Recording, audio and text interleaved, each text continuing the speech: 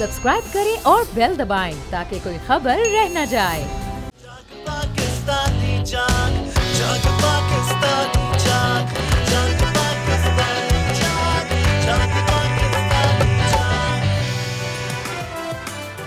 बिस्मिल्लाहिर्रहमानिर्रहीम, अस्सलाम वालेकुम। मैं हूं Jasmine Manzoor and welcome to the transmission of बोल।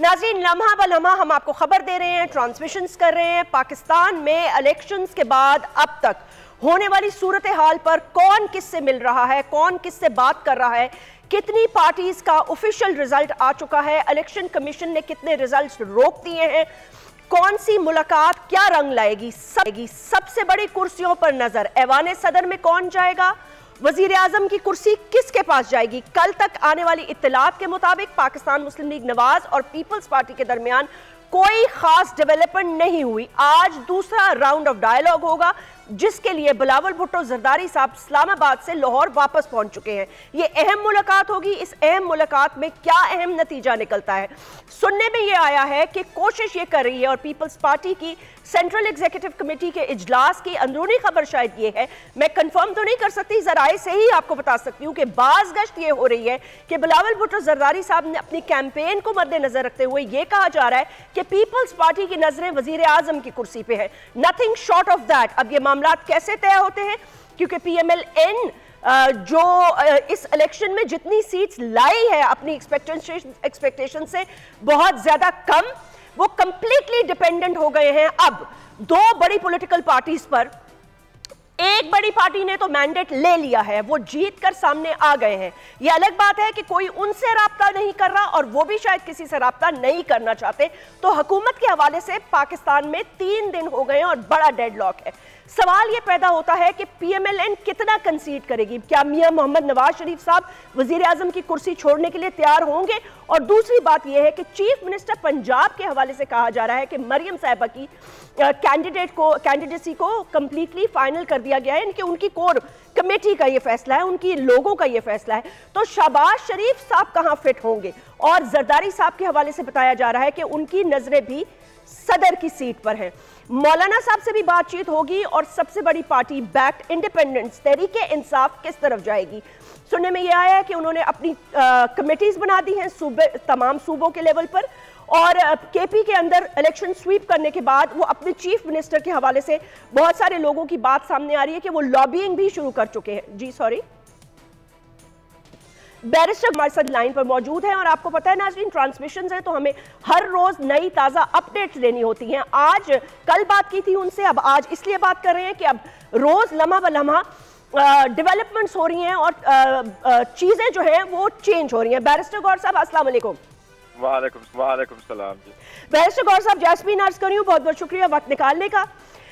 मेरा पहला सवाल आपसे ये है कि आपने कल भी हमें ये कहा था, मुत्तहिदा कौमी मूवमेंट के लिए शायद आपने थोड़ी लचक की बात की थी कि उनसे बात हो सकती है, लेकिन आपने ये कहा मुझे कि आप हुकूमत वफाक में भी बनाना चाहते हैं, पंजाब में भी, और KP में तो आप बना सकते हैं क्योंकि आपकी मेजॉरिटी है। लेकिन अब तक आने वाले रिजल्ट्स के मुताबिक आपके पास सिंगल मेजॉरिटी इतनी ज्यादा नहीं है कि आप अपनी हुकूमत बना सकें। तो बगैर किसी पॉलिटिकल पार्टी के से बातचीत किए या उनके साथ शामिल हुए आप किस तरह अपनी हुकूमत बनाने की पोजीशन में आएंगे? देखिए, सबसे पहली बात तो ये कि इवन मैंने ये भी नहीं कहा कि मैं MKM के साथ मिल बैठ के हुकूमत बनाएंगे। मैंने बात के लिए कहा था कि बात जी सॉरी बात आपने कहा बात कर सकते हैं। हाँ, PTI की पीपल्स पार्टी और PMLN के साथ तो बात तक भी नहीं हो सकती। लेकिन हमारा कहना यही है कि जो रिजल्ट आए हैं और हमारे पास जिसका डेटा आया हुआ है और वो simple based on the form 45 है, which we mean to say कि जो प्रिजाइडिंग अफसरान ने रिजल्ट मुरतब किया है और जो लोगों के वोट देने और इसके काउंट का एक रिजल्ट है, उसके बेस पे जो नतीजा है वो अखज़ किया जाए। उसके हिसाब से हम 170 सीट प्लस सीट भी जीत रहे हैं, तो हम अकेले में हुकूमत बना सकते हैं। हमारे पास सिंपल मेजॉरिटी मौजूद है हुकूमत बनाने की। बाकी जो ये पार्टीज है, इनमें से किसी एक के पास भी एज अ पार्टी कोई सीट नहीं है जिससे ये हुकूमत बना सके। अच्छा बैरिस्टर साहब, चले ठीक है, कल भी मैंने आपसे यही सवाल किया था और आपने फिर कहा था कि चले अब तक की सीट्स को मद्देनजर रखते हुए जो आप बात कर रहे हैं, अगर वो बात वैसी नहीं होती कि जैसे जैसे आप कह रहे हैं और उस तक नौबत नहीं जाती, तब तक दूसरी पॉलिटिकल पार्टीज मिलकर कोई हुकूमत साजी का अमल शुरू कर देती हैं। और अभी तो आप लोगों की इलेक्शन कमीशन के साथ कोर्ट्स के साथ काफी ज्यादा जद्दोजहद होगी, रिकाउंटिंग होगी, बहुत सारे हलकों में आपने पिटिशन कर दिया है, तो उस सिचुएशन में फिर मतलब है फिर क्या मतलब किस तरह मेजॉरिटी डिक्लेयर करेंगे आप? देखिए, मेजॉरिटी हमारे पास है, तभी तो मैंने रिक्वेस्ट कल भी की है और हम यही कह रहे हैं कि अवाम की जो वोट है और उसको आप मैंडेट है उसको आप वो करें, उसको रिस्पेक्ट कर ले। और वो यही है कि जो रिजल्ट हमारे पास आया हम अपनी तरफ से तो नहीं बना के जा रहे, नहीं हम किसी और को मिला के कह रहे, नहीं हम कोई ज़बानी कलामी बात कर रहे हैं, हम उनको कह रहे हैं कि ये डॉक्यूमेंटेशन हमारी नहीं है, ये वही डॉक्यूमेंटेशन है जो किसी प्रिजाइडिंग अफसर ने मुरतब किए हैं, तो उसके हिसाब से रिजल्ट तो हर सूरत कानूनी तकाजा है कि आपने उसके हिसाब से रिजल्ट डिक्लेयर करने। इलेक्शन कमीशन ने डिले करवाया, रिजल्ट उनसे डिले हो गया, कानून के मुताबिक 2 बजे तक मॉर्निंग में होना था, अगर 2 बजे नहीं तो द लेटेस्ट 10 o'clock तक रिजल्ट आने थे, आपने उनको रोका। अब कंप्यूटर में हमारे पास कोई गोरोला फोर्स तो नहीं है कि हम खुद जाके कंप्यूटर में अपडेट कर ले और रिजल्ट निकलवाए और प्रातप्री हो, ऐसे तो नहीं होता। डेमोक्रेटिक प्रोसेस यही है कि आप you go by the law, ठीक, तो वो हम यही तो हम क्लेम कर रहे हैं और हमारा यही क्लेम रहेगा। ओके, तो अब ये क्लेम आपका रियलिटी में कैसे चेंज होगा? रियलिटी में चेंज यही से होगा कि जब आरओस का केस हो रहा था और सुप्रीम कोर्ट ने रात के वक्त इनको खत्म किया, उस वक्त भी हमारी रिजर्वेशन यही थी कि आरओस जो है और डीआरओस जो है ये जुडिशरी से हो रादर देन एग्जीक्यूटिव से हो। अभी अगर मौजूद है तो इलेक्शन कमीशन को करना चाहिए कि the people have spoken, superior court को रियलाइज करना चाहिए, सुप्रीम कोर्ट का नोटिस लेना चाहिए। ठीक है, तो बैरिस्टर साहब अगर इलेक्शन कमीशन नहीं एक्सेप्ट करता, वो तो उन्होंने जो सीट्स उनको उनके बकौल जो एक्चुअल रिजल्ट्स आए हैं वो उन्होंने अपलोड कर दिए हैं, जिसमें के 100 में से कुछ सीट्स ऑल जो है वो इंडिपेंडेंट्स हैं जो पीटीआई बैक नहीं है, तो फिर उसके बाद क्या लाए अमल होगा? यानी कि दूसरी पार्टीज हुकूमत बना लेंगी और आप लोग कोर्ट्स का राब्ता करें, कोर्ट से राब्ता करेंगे, तो क्या होगा? स्टे होगा, क्या होगा? एक टर्मोइल होएगा पॉलिटिकल। इसमें तकरीबन कोई 3 वीक्स का टाइम हो जाता है, ये आपकी बात तो ठीक है, लेकिन पहली बात यह है कि अगर इलेक्शन कमीशन उसको डिले करता है या हमें अदालत की तरफ से रिलीफ नहीं मिलता, हम तो अदालतों की तरफ से हमेशा जाते हैं, इत्तेमाद करते हैं और कानूनी रास्ता अडॉप्ट करते हैं कि हमारे पास और कोई जरिया तो है नहीं। लेकिन इसके बावजूद अगर हमें कुछ भी नहीं मिलता, अदालतें हमें रिलीफ नहीं देती, वक्त से नहीं देती, इलेक्शन कमीशन भी नहीं दे रहा, सुप्रीम कोर्ट भी हमें कुछ रिलीफ नहीं दे रहा, तो फॉर द टाइम बीइंग अगर हमें बैठना पड़ता है अपोजिशन में, तो फिर ऑब्वियसली हम अपोजिशन में बैठेंगे बजाय इसके कि हम इन लोगों को मिला के हुकूमत बनाए, क्योंकि इनको हमें बुलाकर के हुकूमत बनाने से हम तरजीह देंगे कि हम अपोजिशन में ही बैठे रहे और अपना जो रोल है वो अपोजिशन में ही। अच्छा बैरिस्टर साहब, मैं 2-3 शॉर्ट क्वेश्चंस आपसे और करना चाहूंगी। इस वक्त जो सबसे इंपॉर्टेंट टास्क है, और मुझे नहीं पता, जाहिर सी बात है, आई थिंक हमें ये पता चला है कि जेल से कुछ हिदायत भी मिली है, कुछ कमेटीज का भी बताया गया है कि वो कमेटीज जो है उन्होंने राब्ते करने हैं या अपने इंडिपेंडेंस को इंटैक्ट करना है। आई थिंक सबसे बड़ा टास्क इस वक्त मुझे ऐसा लगता है, देखिए पब्लिक प्रेशर तो जाहिर है ही है, नो डाउट, अवाम तो देख रही है उनको, लेकिन आपको पता है कि इस मुल्क में सियासत किस तरह होती है, तो मैं ये पूछना चाहती हूँ कि उनको इंटैक्ट करने के लिए और उनको अपने से जोड़े रखने के लिए क्या हिकमत अमली आप लोग कर रहे हैं? और आपको पता है जोड़ तोड़ का सिलसिला तो अब चलेगा।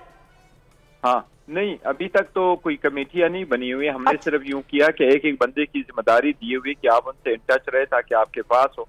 जिस तरह के पीके में अली अमीन साहब MPA के साथ रहेंगे या मियां आसिम साहब पंजाब में रहेंगे, और जो हमारे MNA साहिबान मुंतखब हुए हैं उनके साथ इन टच रहेंगे, उमेर नियाजी साहब, तो ये इसलिए एक बंदे की रिस्पॉन्सिबिलिटी दी गई है। अदरवाइज हम ये जरूर आपकी बात कि पाकिस्तान में ये जोड़ तोड़ होता है, लेकिन अब लोग खरीदो फिरोख्त तो नहीं चाहते। हमारे जो आजाद उम्मीदवार है उन्होंने इलेक्शन लड़ा, वो पार्टी के एफिलिएटेड थे और हैं और पार्टी के साथ बड़े कमिटेड है और लॉयल है।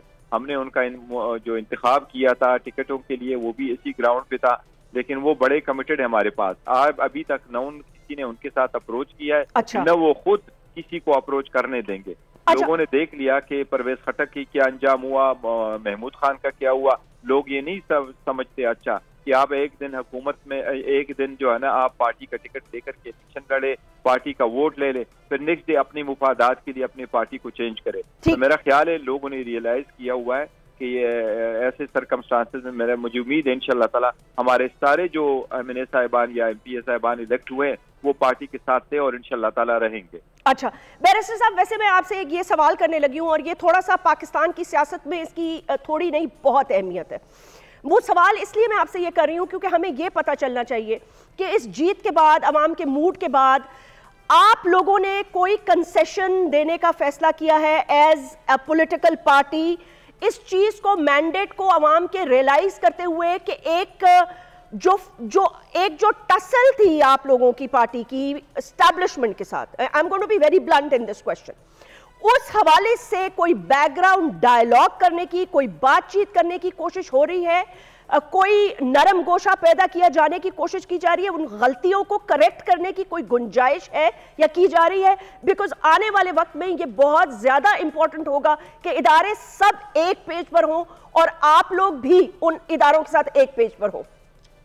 देखिए, हमने पहले दिन से कहा हुआ है कि मुल्क भी हमारा है, फौज भी हमारी है, और मैं तो बार बार कह चुका हूँ कि हमारा किसी के साथ लड़ाई नहीं है। सीज फायर होने चाहिए, आगे की तरफ बढ़ना चाहिए, और मुल्क के लिए, जमहूरियत के लिए, कानून के लिए, मजबूत ईमान के लिए इसकी तरफ आगे बढ़ना चाहिए, बजाय इसके कि हम आपस में उलझते रहें। लेकिन हमारी तरफ से कोई ज्यादतियां नहीं हुई है। देखिए, हमारे साथ ज्यादतियां की गई है। जो हमारी लीडरशिप है वो इन हाइडिंग है या अरेस्टेड है।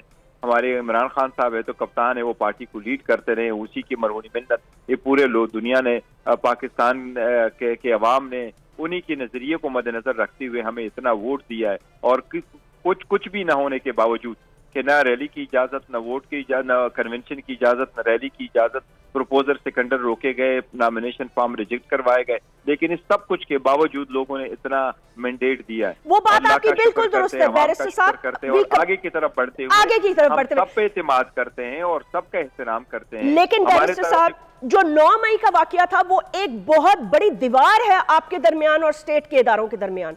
उस दीवार का गिरना बहुत जरूरी है। एक बात सिर्फ मुख्तसर में करूं जी, 9 मई जैसा भी हुआ, जिसने भी किया, जैसे भी साजिश हुई, जो कुछ हुआ है, देखो वो गलत है। हम तो सुप्रीम कोर्ट जा चुके हैं, पिटीशन फाइल कर चुके हैं, इंक्वायरी की दरखास्त दे चुके हैं। 9 मई को बहाना बना करके एक पार्टी को खत्म ना किया जाए, एक उसकी लीडरशिप को ना किया जाए, उसका बहाना बना करके आप लोगों को दीवार तक ना लगाएं। ये बातें खत्म हो चुकी है। अगर फास्ट में जाएंगे, कौन रिस्पॉन्सिबल है, किसने क्या किया है, कैसे हुआ है, सब कुछ, तो हम आगे नहीं बढ़ सकेंगे। 8 फरवरी ऑनवर्ड सोचे, 8 फरवरी को जिसके पास मैंडेट आया वो मैंडेट उनको मिलना चाहिए, उसको मद्देनजर रखते हुए आगे बढ़ना चाहिए और जमहूरियत अंदाज में और आईन के मुताबिक अपने अपने फराइज अंजाम देने चाहिए। अच्छा, और हर बंदा अपना वो रोल प्ले करे जो आईन में मुतय्यन है। ठीक है। अच्छा बैरिस्टर साहब, मैं ये लास्ट आपसे क्वेश्चन करना चाहती हूँ। पीपल्स पार्टी ने, बिलावल भुट्टो जरदारी साहब ने अपनी पूरी कैंपेन में आपको निशाना नहीं बनाया, आपकी पार्टी को। वो इद्दत वाले फैसले पे भी उन्होंने बड़ी एक सिवियर स्टैंस लिया और उन्होंने अपने इंटरव्यूज में और अपनी बातचीत में उन्होंने उसको बहुत ज्यादा कंडेम किया और उन्होंने कहा हमारी सियासत को नफरत में नहीं तब्दील होना चाहिए। वो PMLN पर हिट करते रहे और वो ये भी कहते रहे, बल्कि वो एक जगह तकरीर कर रहे थे तो एक नारा लग गया आपकी पार्टी के हक में, तो उन्होंने कहा मुझे अच्छा लगा, कोई बात नहीं, मैं आपकी यूथ को भी अपील करता हूं। तो क्या आपके पास पीपल्स पार्टी के लिए कोई नरम गोशा नहीं है? इसको देखते हुए जब आप आगे बढ़ने की बात करते हैं, उनके साथ कोई बातचीत नहीं हो सकती? आप आराम से हुकूमत बना सकते हैं। नहीं, देखो, बिलावल और उसकी जो नजरिया है और बयानी है उसमें और हमारे बयानी में बड़ा फर्क है, इसलिए हमारी कोई ऐसी बात नहीं हो सकती कि हम उसके लिए वो करें। बात ये नहीं है नरम गोशी की, बात दरअसल ये है कि पॉलिटिक्स में हर पार्टी का अपना एक नजरिया होता है, अपना एक बयानिया होता है और अपने मंशूर के मुताबिक आगे बढ़ते। हमारा और उनमें बहुत बड़ा फर्क है, हम इकट्ठे नहीं बैठ सकते कई सारी चीजों पे, तो इसलिए इनके साथ भी कोई हुकूमत मिलकर के हुकूमत बनाने से बेहतर कि हम उसको तरजीह देंगे अपोजिशन को और अपोजिशन में अपना रोल प्ले करेंगे। और अपनी रिजर्व सीट्स के लिए अब तक हमें इत्तलात आई है कि शायद आप जमात इस्लामी से राब्ता कर रहे हैं? नहीं, जमात इस्लामी से राबिते की जो कोशिश का जिक्र हुआ है, कल किसी ने चलवाया हुआ है, उसकी मैंने तरदीद की है, नहीं तो मेरा राबिता हुआ है, न उन्होंने मुझे अप्रोच किया हुआ है, मेरे नाम से कोई चला है। इसके सिलसिले में कोई ऐसी बात अभी तक नहीं हुई है कि कौन इस मसले को आगे किस पार्टी को आगे हमने ज्वाइन करना है। इंशाल्लाह 1-2 दिनों में हो जाएगा और जब हो जाएगा तो हम उसका ऐलान भी करेंगे इंशाल्लाह। बहुत बहुत शुक्रिया। बात कर रहे थे बैरिस्टर गौहर साहब से, उन्होंने वोटों मुवक्किफ से हमें आगाह किया और ये भी बताया कि वो क्या सोच रहे हैं, किस तरफ पोजीशन को लेके जा रहे हैं।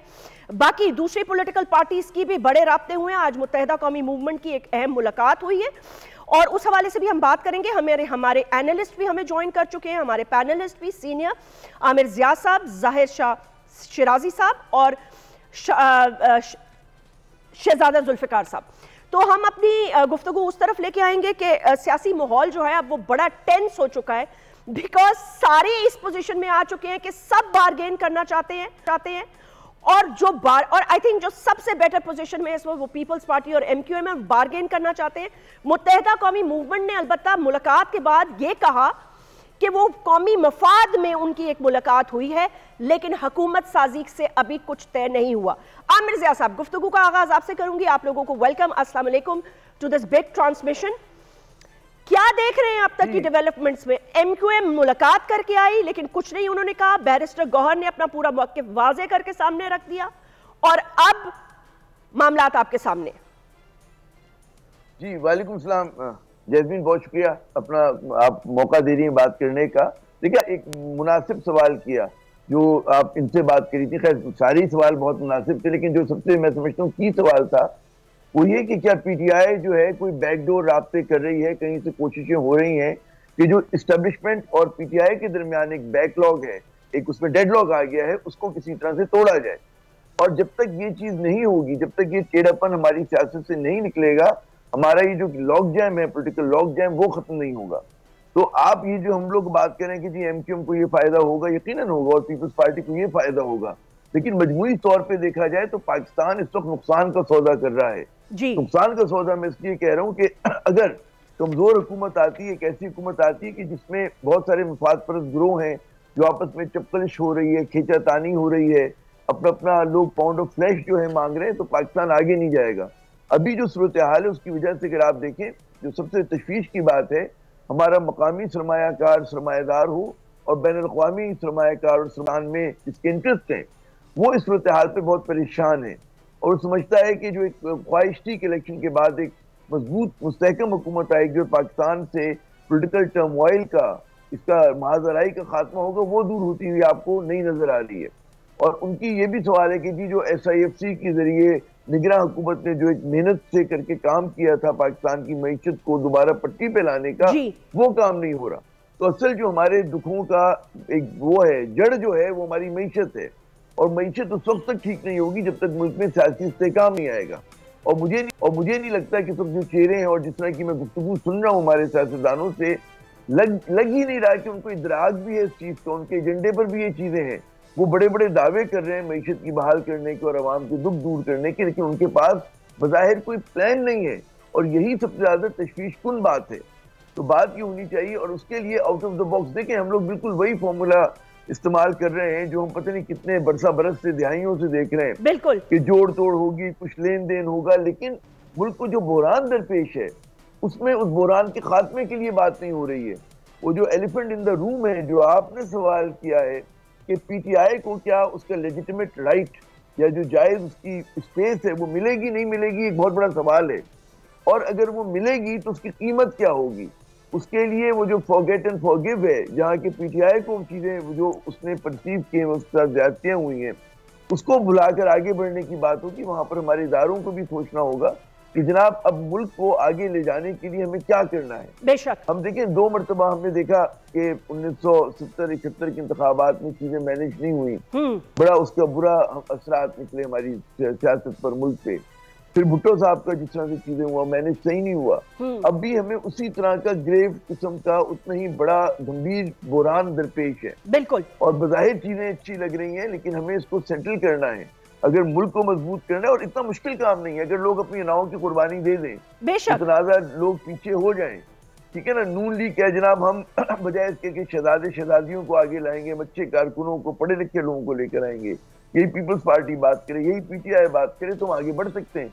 मुतनाज़ा लोग पीछे हो जाएं और पाकिस्तान को आगे जाने का रास्ता दें। लेकिन क्योंकि डटे में अपनी जगहों पर हमें जगह नहीं मिल रही और लोग इसराफ में हैं, परेशान हैं, और बहुत ज्यादा मेरे ख्याल में सब तशवीशकुन सूरत हाल। जी बिल्कुल ठीक कह रहे हैं। एंड जो हुकूमत बनेगी वो भी इतनी ज्यादा हंग पार्लियामेंट और इतनी मजबूर होगी कि अनफॉर्चुनेटली वो कोई फैसले पायदार नहीं ले सकेगी, क्योंकि उनकी कुर्सियों की, ऐवानों की जो जंगे हैं वो उसी में उलझे रहेंगे। बिकॉज जाहिर सी बात है, क्लियर मेजॉरिटी किसी के पास आई नहीं है। PMLN अपने मसाइल के अंदर घिरी हुई है, MQM की बहुत ज्यादा अहमियत हो गई है, पीपल्स पार्टी की अहमियत हो गई है, वोट स्विंग होकर कहीं और चला गया। So yes, you are correct Aamir भाई, कि the situation for Pakistan is very critical and people really need to think.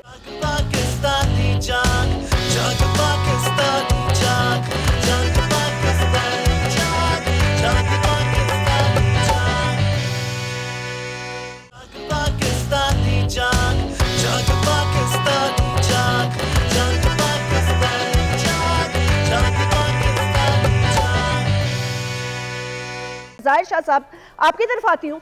अच्छा, एक पार्टी है, उसके इंडिपेंडेंट कैंडिडेट्स है backed by a political party. जब हम दिल बड़ा करने की बात करते हैं, ओके, मैं कॉल की तरफ आती हूँ। फैसल करीम कुंडी साहब हमें ज्वाइन कर रहे हैं, पीपल्स पार्टी के सीनियर तरीन रहनुमा। बहुत बहुत शुक्रिया फैसल। अस्सलाम वालेकुम। वालेकुम सलाम। फैसल साहब, पीपल्स पार्टी के हवाले से अब तक जो डायलॉग हुआ है, अंदर जो बातचीत हुई है, जो आप लोगों ने मैंडेट लिया है, जो आपकी जो सीट्स भी बढ़ी हैं, पाए भी बढ़ा है, और पाकिस्तान सिंध आपने स्वीप कर लिया है, अब तक आप क्या देख रहे हैं? मतलब किस किस्म की बार्गेनिंग पोजीशन में हैं आप? बिकॉज ऑब्वियसली एक बड़ा लॉक जैम है इस वक्त पॉलिटिकल सिचुएशन में। देखें, पाकिस्तान पीपल्स पार्टी ने इस इलेक्शन में बहुत बेहतर परफॉर्म किया है, और जिस तरीके से पाकिस्तान पीपल्स पार्टी के चेयरमैन बिलावल भुट्टो जरदारी साहब ने, प्रेसिडेंट जरदारी साहब ने, आसफा भुट्टो जरदारी साहब ने जो इस तरीके से कैंपेन चलाई है, आपने देखा। और पाकिस्तान पीपल्स पार्टी एक वाहिद जमात थी जो अपने प्रॉपर मंशूर के ऊपर जो है वो बात कर रही थी। और इस वक्त जो फेडरल में पोजीशन है, बगैर पाकिस्तान पीपल्स पार्टी के कोई पार्टी इस पोजीशन में नहीं है कि वो हुकूमत बना सके। ठीक। और हम इसी उसमें हैं कि बिलावल भुट्टो जरदारी साहब को वजीर आजम होना चाहिए, और ये मेरी अपनी जाती तजवीज़ है कि वो वजीर आजम हो। कि पाकिस्तान पीपल्स पार्टी की CC ने उनको अपने वजीर आजम कैंडिडेट को जो है वो किया है। अगर बिलावल भुट्टो जरदारी साहब वजीर आजम नहीं बनते तो मेरी जाती तजवीज़ यही है कि फिर हमें अपोजिशन में बैठना चाहिए, न कि हमें किसी का कोलिशन में जूनियर पार्टनर होना चाहिए। तो कल CC की मीटिंग है, मैं ये अपना पॉइंट उधर भी रखूंगा। बाकी पार्टी के जो दोस्त हैं, मेंबरान हैं, वो भी अपनी तजवीज़ें रखेंगे, और फिर जो CC फैसला करेगी उसके ऊपर अमल दरामद। फैसल करीम कुंडी साहब, ये बात आपकी दुरुस्त है कि जिस किस्म का मैंडेट आपने लिया है, और जिस तरह के हम यंग, और वो आप कह भी चुके हैं अपनी, उन्होंने अपनी कैंपेनिंग में भी ये कहा है कि वो ये चाहते हैं कि भाई अब नए चेहरे सामने आए, यंगर जो जनरेशन ग्रूम हुई है वो सामने आए, मुल्क के लिए बेहतर फैसले लिए जाएं, चेहरे बदलें। आपको लगता है कि PMLN इस बात पर किसी तरह भी राजी होगी? क्योंकि अगर देखा जाए, आपके बगैर हुकूमत नहीं बन सकती, यस दैट्स ट्रू, लेकिन मेजॉरिटी सीट्स तो उनके पास है, और ये कुर्सी के लिए तो नवाज शरीफ साहब लंदन से आए हैं, बल्कि उन्होंने तो विक्ट्री स्पीच भी कर दी थी एक तरह से। देखिए, हर पार्टी की कोशिश होती है कि उनके पार्टी का हेड जो है वो प्राइम मिनिस्टर बने या बड़े ओहदे पे जाए। इस तरह पाकिस्तान भी उस पार्टी की भी ये ख्वाहिश है। अगर PMLN खुद हुकूमत बना सकती थी तो फिर वो किसी और जमात के साथ बातचीत ही ना करती। हम अगर बना सकते तो शायद हम भी यही काम करते। जैसे में हमारी सिंपल मेजॉरिटी है तो हमें बाकी जमातों की जरूरत नहीं है, जहाँ पर जरूरत है वहाँ पर बातचीत होगी। लिहाजा हमारी जरूरत हर किसी को है कौमी असम्बली में। हमारे बगैर अगर कोई हुकूमत बना सकता है तो बिल्कुल बना लें, अगर नहीं बना सकते फिर हमारा जमहूरी हक बनता है कि हमें जो है वो वज़ीर आज़म को उम्मीदवार बिलावल भुट्टो जरदारी साहब को वज़ीर आज़म बनाए, और जो है फिर आगे मुल्क को जो है उसको ले। और देखें, इस वक्त आपको एक एनर्जेटिक प्राइम मिनिस्टर चाहिए, एक विजनरी प्राइम मिनिस्टर चाहिए, जो कि बिलावल भुट्टो जरदारी साहब। और जाहिर है इंडिपेंडेंस, PTI बैक्ड इंडिपेंडेंस के साथ तो शायद लाइक कोई बातचीत नहीं हो सकती। मतलब उधर से इतनी रिजिडिटी है, तो मैं आपसे पूछूं भी तो क्या पूछूं, क्योंकि मुझे ऐसे लगता है कि बिलावल साहब ने बड़ा सॉफ्ट कॉर्नर भी रखा उनके लिए, और उन्होंने बार बार अपने जेस्चर से और अपनी बातचीत से ये कहा कि नफरत की सियासत को ख़त्म करना होगा, आगे चलना होगा। लेकिन वहाँ से मतलब है कोई ऐसी बात अभी तक मीडिया पे नहीं आई। तो आप की तरफ से अगर मैं पूछूं कि कोई ऐसी उम्मीद है, मतलब ऑब्वियसली क्योंकि सियासत में हतमी चीज तो कोई नहीं होती ना। बिलावल भी एक यंग है, यंगस्टर्स को अप्रोच कर रहे हैं, तो क्या ऐसा हो सकता है कि आप लोग या वो लोग मिलकर हुकूमत बना लें? I mean out of the box सोच रही हूँ। देखिए, इस वक्त ऐसी कोई बातचीत नहीं है। कोई पॉलिटिक्स में फ्यूचर में कोई आप नहीं कह सकते क्या हो सकता है, लेकिन जो आप कह रहे हैं कि इंडिपेंडेंट है, बैक्ड बाय PTI, इंडिपेंडेंट इस वक्त इंडिपेंडेंट ही है, नॉट बैक्ड बाय एनीबॉडी। जब वो किसी पार्टी में जाएंगे, जब वो किसी उसमें PTI या किसी पार्टी में उनको भेजेगी, जो जाएंगे वो पीटीआई के तस्वर किए जाएंगे, जो नहीं जाएंगे वो इंडिपेंडेंट। इस वक्त सब इंडिपेंडेंट, वो किसी के भी नहीं है, वो इंडिपेंडेंट है और किसी के पास भी जा सकते हैं। लिहाजा हमारी बातचीत इंडिपेंडेंट्स के साथ शुरू है, बाकी जमातों की भी शुरू हो। लिहाजा आप देखेंगे इंशाल्लाह चंद दिनों में कुछ लोग हमें ज्वाइन भी करेंगे। अच्छा, लेकिन ओवरऑल फैसल मैं आपसे अगर वैसे देखना चाहूं तो पाकिस्तान इसकी सियासत इस वक्त काफी मुश्किल में है। मुश्किल है बिल्कुल, और हम ये समझते हैं कि इस मुश्किलात से निकालने के लिए बिलावल भुट्टो जरदारी साहब को वज़ीर आज़म बनाए। जैसे उन्होंने as a foreign minister deliver किया है इस मुल्क के लिए, तो एज ए प्राइम मिनिस्टर उससे बेहतर डिलीवर इंशाल्लाह ताला वो करेंगे। बहुत बहुत शुक्रिया फैसल करीम कुंडी साहब, सीनियर रहनुमा पाकिस्तान पार्टी के बड़े वाज़े मौक़िफ़ के साथ, बड़ी क्लियर थॉट के साथ वो सामने आए। ज़ाहिर शाह साहब, आपसे गुफ्तगू के लिए मैं उस वक्त आपकी तरफ आ रही थी, तो अब चले एक नई डेवलपमेंट आ गई है। जाहिर सी बात है ये सारे बड़े सियासतदान हैं, कुछ सोच कर बोल रहे हैं, और उन्होंने बड़ी वाज़े तौर पर कहा कि कल वो सीसी में भी ये पैगाम रखेंगे, और उन्होंने ये कहा कि ये जो भी उन्होंने कहा आपने सुन लिया। अब इस पोजीशन के बाद PMLN को कहां देखते हैं आप? देखें जैस्मीन, बहुत बहुत शुक्रिया, और जितना आपने इंट्रो दिया मुझे तो एक बड़ी सरप्राइजिंग सी चीज नजर आएगी कि अगर वाकई जैसे कि बैरिस्टर गौहर ने कहा कि हम 9 मई के बाद आगे की बात कर रहे हैं, तो मेरे ख्याल में ये एक बड़ा क्लियर इंडिकेशन है कि वो एस्टेब्लिशमेंट के साथ बात भी करना चाह रहे हैं, और मेरे जराये के मुताबिक शायद कोई जेल में मैसेजेस भी गए हैं। और एक बड़ी दिलचस्प सूरत हाल होगी कि वाकई अगर कैदी नंबर 804 के साथ कोई बातचीत हो जाती है और तहरीक इंसाफ के जो इंडिपेंडेंट्स हैं वो वाकई पीटीआई के बैक कैंडिडेट नहीं बल्कि पीटीआई के कैंडिडेट्स बन के सामने आ जाए, तो उस सूरत में PMLN और पीपल्स पार्टी को एक सूरत हाल बड़ी मुश्किल हो जाएगी। दूसरा देखें, बड़ी दिलचस्प बात यह कि 55 ऐसी सीटें हैं नेशनल असेंबली की और 16 प्रोविंशियल असेंबली की, जिसके ऊपर बाकायदा एक किस्म का डिस्प्यूट निकल आए। बेशक कुछ एप्लीकेशन फाइल की हैं PMLN ने, बाकी ज्यादातर PTI की हैं। अब अगर ओवरऑल देखा जाए तो मेरे ख्याल में मुश्किल सूरत हाल सबके लिए, और अगर वाकई PTI इस वक्त एक लचक दिखाती है तो शायद वो इस मुल्क के अंदर रूल कर सकते हैं। और देखिए इंपॉर्टेंट चीज ये है कि जो दुनिया है वो देख रही है इंतखाबात के ऊपर जितने एतराजात उठे हैं, इंटरनेशनल मीडिया ने उठाए हैं, आपकी यूरोपियन यूनियन ने पे जो है ना अपने रिजर्वेशन का इजहार किया है, अमेरिकन ने किया है, तो वो क्या देख रहे होंगे, क्या वो स्टेबल पाकिस्तान चाहते हैं कि नहीं। एक पॉइंट तो ये हुआ। दूसरा देखें, मेरे ख्याल में पीपल्स पार्टी को अपने एक होम ग्राउंड के ऊपर कामयाबी हुई, तहरीक इंसाफ के बैक कैंडिडेट्स को अपने होम ग्राउंड पे कामयाबी हुई। मामला PMLN का इसलिए इंपॉर्टेंट है कि वो पंजाब भी चाहते हैं और सेंटर भी चाहते हैं, और मेरे ख्याल से अगर ये बार्गेनिंग की जाए, कुछ मेरे जराये ने कहा कि शायद वो मरियम नवाज के चीफ मिनिस्टरशिप के ऊपर पीपल्स पार्टी ने भी ये प्रपोजल दी है, तो ये एक बड़ी बार्गेनिंग चिप है, क्योंकि उस सूरत में बिलावल भुट्टो जरदारी के लिए वो डिमांड करें, जैसे कि आपने देखा एक लाइन है कि वो बिलावल को वजीर आजम देखना चाहते हैं, तो उस सूरत में क्या जो हमारे मियां नवाज शरीफ साहब है वो पाकिस्तान के सदर बनना चाहते हैं। दूसरा जो ऑप्शन मेरे जहन में आता है वो वाकई हो सकता है कि जरदारी साहब अगर फोरगो करें, लेकिन देखिए पीपल्स पार्टी के अंदर भी थोड़ा बहुत कहते हैं ना कि वो इख्तिलाफ जरूर है इसके ऊपर कि आया जरदारी साहब सदर बने या बिलावल भुट्टो जरदारी साहब जो है वो प्राइम मिनिस्टर बने। लेकिन 50 सीटों के साथ फिर भी वही बात है कि अगर इतनी बड़ी बार्गेनिंग करेंगे तो कोई क्या इसके बदले वो क्या करेंगे। लेकिन मेरा ये ख्याल है कि अगर PMLN, पीपल्स पार्टी और तमाम वही PDM दोबारा जमा होती है तो जाहिर बात है कि तहरीक इंसाफ अपोजिशन में बैठेगी, और पहली दफा उन्होंने 5 सीटों के ऊपर 3 साल तक धरने दिए, तो आपके ख्याल से 55 सीटों के ऊपर jasmine what do you expect, क्या वो आराम से बैठे रहेंगे? नहीं, जाहिर शाह साहब, जो मेरी अभी तक उनसे बात हुई है ना, इस दफा वो आराम से इस तरह बैठे रहेंगे कि उन्होंने कहा है हम खुल के ऑपोजिशन करेंगे और सुपीरियर जुडिशरी में अपने केसेस लड़ेंगे। धरनों वर्दों की उन्होंने कोई बात नहीं की, उन्होंने कहा हम पार्लियामेंटेरियन। लेकिन देखिए अगर आरओ देखिए फॉर्म 45 इज वेरी इंपॉर्टेंट, और देखिए आम आदमी फॉर्म 45, 46, 47 को नहीं समझ रहा, लेकिन अब इस वक्त जो PTI का यंग वोटर है या लीडर है वो फॉर्म 45 को भी समझ चुका है कि उनके हाथ में फॉर्म 46 में जो वोट पोल नहीं हुए उसका भी उनके हाथ में एक प्रूफ है, और फॉर्म 47 में जो रिजल्ट आया ROs और DROs उनका भी प्रूफ है। This is a very interesting situation.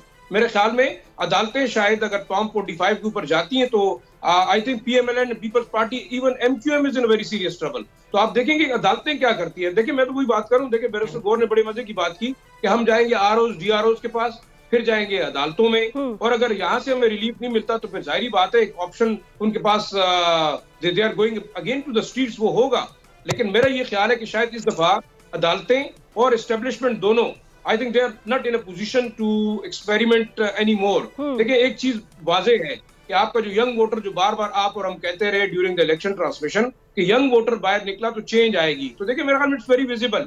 चाहे जो पार्टी जीती है 8 फरवरी के मैंडेट का जो है वो एहतराम करना चाहिए, वो इदारों को भी, वो एस्टेब्लिशमेंट को भी, और मेरे ख्याल में इन सियासी जमातों को भी, चाहे वो पीपीपी है या पीएमएलएन है और तहरीक इंसाफ के जो चेयरमैन है, उन्हें अपना स्टबर्न एटीट्यूड जो है वो गिव अप करना होगा। क्योंकि देखें उनकी एरोगेंस की वजह से बहुत ज्यादा इस मुल्क को नुकसान पहुंच चुका है और यंगेस्ट जनरेशन जो है वो उनकी तरफ देख रही है। अगर उन्हें इस मुल्क को बचाना है तो I think he has to like give concession. हाँ ठीक है, उन्हें कंसेशन देनी पड़ेगी, लचक भी पैदा करनी पड़ेगी, उनको इदारों के साथ चलना भी पड़ेगा, उनको रवैये में बहुत बड़ी तब्दीली लानी पड़ेगी। पाकिस्तान में तब्दीली लाने के लिए अपने जाती रवैये में तब्दीली लाना बहुत जरूरी है।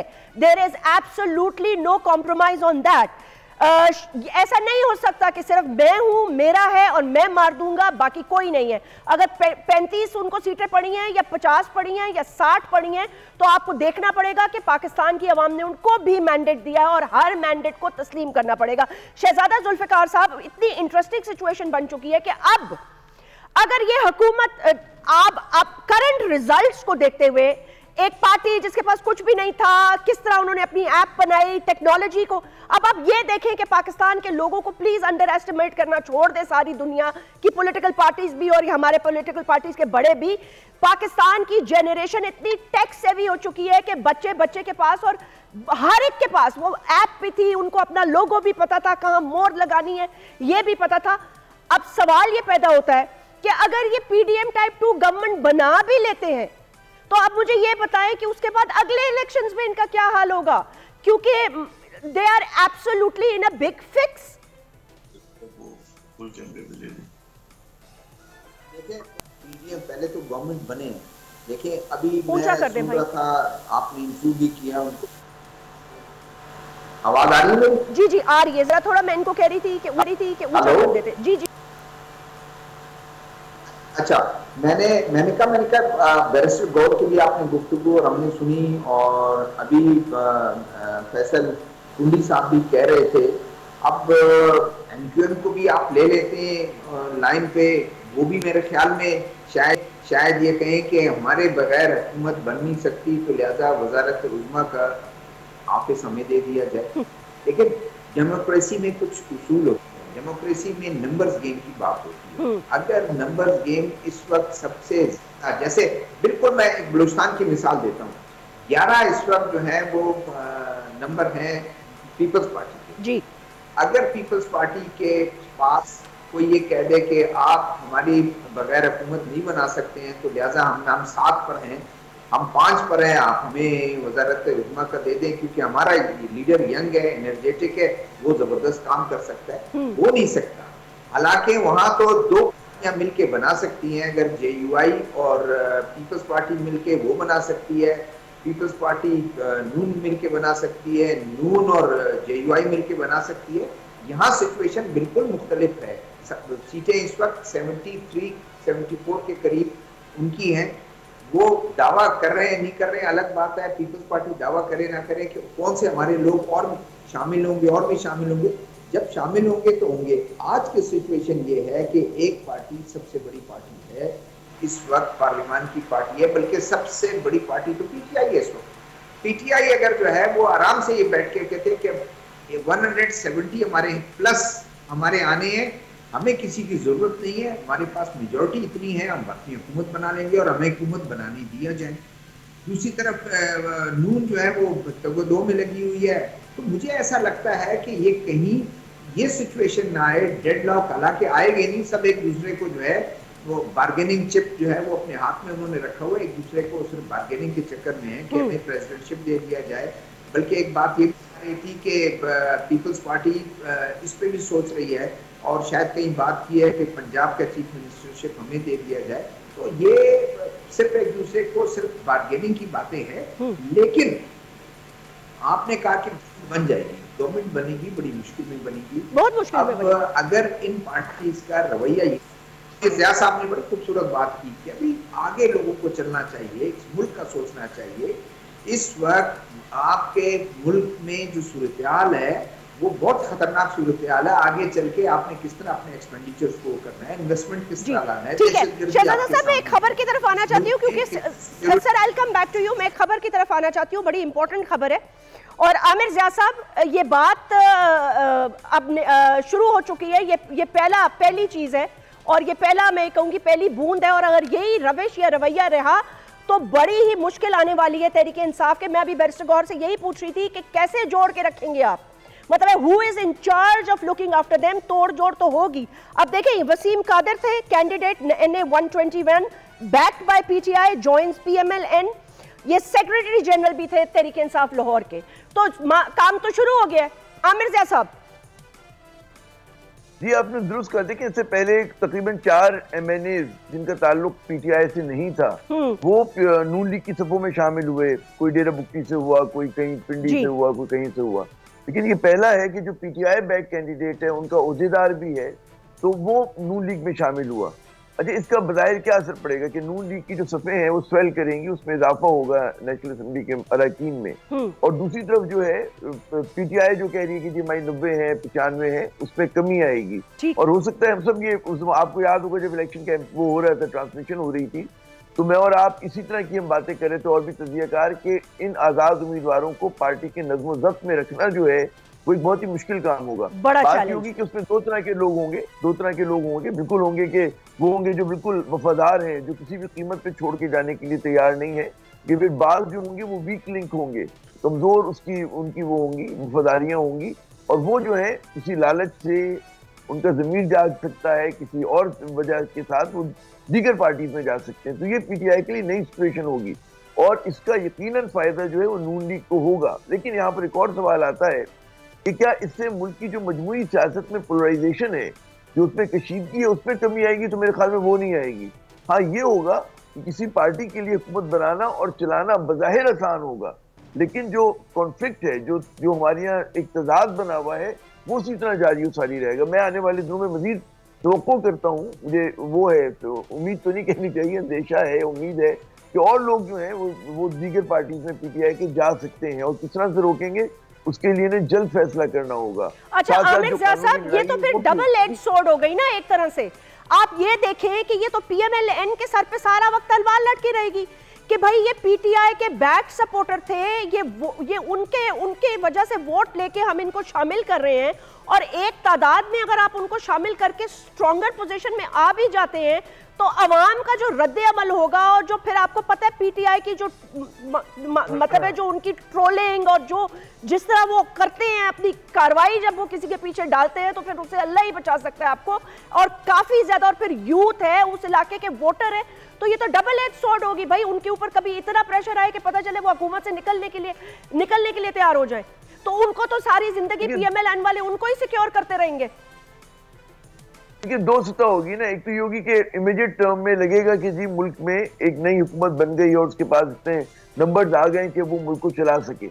उसके बाद वाली बातें जो है उसके दो पहलू होंगे कि एक तो हुकूमत और हमारे जो इदारे हैं वो किस तरह से चीजों को मैनेज करते हैं, वो इस तजाद को मिटिगेट करने के लिए क्या करते हैं। वो जो मैंने बात की कि क्या PTI को अगर उसके ऊपर यही जबर की सूरत हाल रहती है तो जाहिर है कि हमारी यहाँ चीजें सेटल नहीं होंगी। लेकिन अगर उसको एक आप जायज लेजिटिमेट जगह देते हैं, 9 मई के वाकयात में जो लोग मुलविस हैं उनके खिलाफ बिल्कुल कार्रवाई करें, उनमें जो भी उसका एक सजा बनती है जो भी हो वो करें। लेकिन वो लोग जिनका कोई ताल्लुक नहीं है, कोई वास्ता नहीं है, और वो एक बतौर गिरोह और बतौर एक ग्रुप जो है एग्जिस्ट करना चाहते हैं, उनके लिए जगह मिलनी चाहिए। देखिए, एक बात हमें समझनी चाहिए, हमारे पीपल्स पार्टी को भी, नून लीग को भी, PTI और इदारों को भी, कि मुल्क में इस वक्त बहुत सारे लोग हैं, कसीर तादाद है पाकिस्तानियों की, जो ना नून लीग को तस्लीम करते हैं ना पीपल्स पार्टी को तस्लीम करते हैं। जैसे उनके चाहने वाले दोनों पार्टी के वो लोग हैं जो दोनों को रद्द करते हैं, वो एक तीसरी कुव्वत की बात करते हैं। IPP में उम्मीद थी बनने की कि IPP बन सकती है, लेकिन IPP जो है B टीम बन गई नून लीग का, तो लोगों ने उसकी तरफ रुख नहीं किया, वहां आम आदमी ने। तो एक थर्ड फोर्स की जगह है। अब वो थर्ड फोर्स, आप नई थर्ड फोर्स आएगी, इसी थर्ड फोर्स को आप जगह देते हैं आगे बढ़ने की, ये बड़ा सवाल होगा। एक बात और मैं पिन पॉइंट करना चाहूंगा कि जहां PTI पे इतना फोकस कर रहे हैं, बात पीपल्स पार्टी की हो रही है कि जी पीपल्स पार्टी बहुत हार्ड बार्गेन करेगी। देखिए, 50 सीटों पर अगर आप वजारत उज़्मा वजीर आजम बनना चाहते हैं तो मेरे ख्याल में बड़ा घाटे का सौदा होगा। इस वक्त जो भी वजीर आजम बनेगा वो एक कांटों भरा ताज अपने सर पर पहन रहा होगा, जो हमें बड़े बड़े गंभीर मसाइल दरपेश हैं। उसमें मेरे ख्याल में जो होशियार सियासतदान होगा वही कहेगा जी कोई और ये जो बला है अपने सर पे ले ले। बिल्कुल, अगर है ना, क्योंकि सख्त फैसले करने होंगे, आपको SIFC के डिसिप्लिन में रह के काम करना होगा।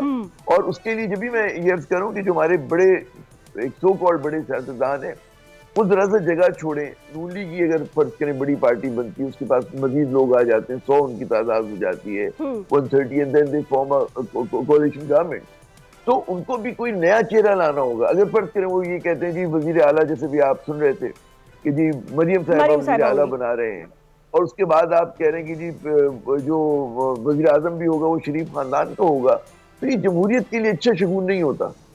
और उसके अंदर जो है मैं आपको लिख के देने को तैयार हूँ कि कंट्रडिक्शन, तजाद बढ़ेगा इस मुल्क में।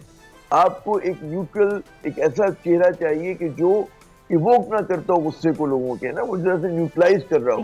अब ये ख्वाहिश की बात है, अल्लाह मियाँ जो है वो अक्ल सलीम दे हमारे जो सियासतदान है। तो भाई आप 85 से 1985 से आप इक़्तिदार में हैं, लेकिन अभी तक दिल नहीं भरे। आमिर ज़िया साहब मुझे एक वक्फा लेने को कह रहे हैं। सॉरी, मैं ब्रेक के बाद सर गुफ्तगू जारी रहेगी। कुछ बड़ी कॉल्स का भी हम इंशाल्लाह ताला जो है वो मक्केफ MQM पाकिस्तान का लेना चाहते हैं, लेकिन आपको पता है कि उनका एक जलसा चल रहा है जिसमें वो ये सारे उनकी जो लीडर्स हैं वहाँ मौजूद हैं। But we are going to be trying to talking to them. अपना ख्याल रखिएगा। Will see you right after this break.